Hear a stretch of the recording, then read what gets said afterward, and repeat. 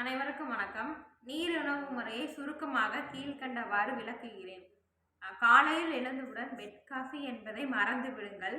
காலை கடன்களை முடித்தவுடன் சுத்தமான வடிகட்டிய தண்ணீர் இயன்ற அளவு குடிக்கவும். 0B filter, ceramic candle filter முதலியவைகளை உபயோகிப்பது பாக்டீரியா நீக்கிக் கொள்ளவும். கொதிக்க வைத்த நீர் வேண்டாம். காலை 9 மணி அளவில் சிறுநீர்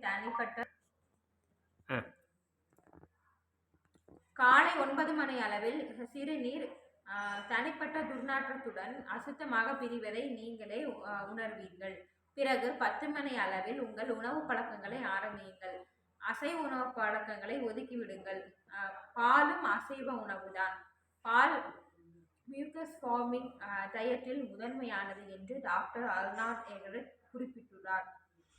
நான் சில வருடங்களுக்கு முன் பாலை நிறுத்தியவுடன் ஆர்த்ரட்டிஸ் என்ற மூட்டு வாதத்திலிருந்து விடுபட்டேன் என்பதை இங்கே குறிப்பிட்டுக் கொள்கிறேன்.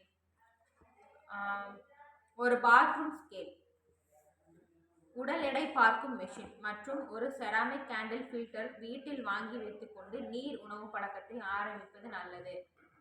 நாள் ஆக ஆக நீர் உணவு பழக்கத்தை மதியம் வரை, மாலை வரை என்று உங்கள் சௌகரியப்படி நீட்டிக்கொள்ளுங்கள்.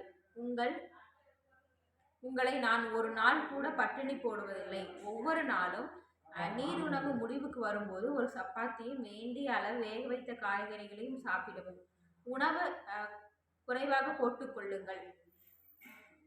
சில காரணங்களில் பழங்கள் வேண்டாம். அவை வேகமாக விஷத்தை இழுத்து கட்டியாக மாறி மலம் வெளியேறும் பாதையை அடைக்கும் அபாயம் உண்டு.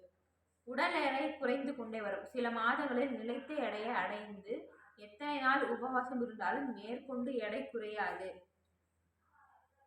எனக்கு 62 கிலோவில் என் உடல் எடை நின்றது.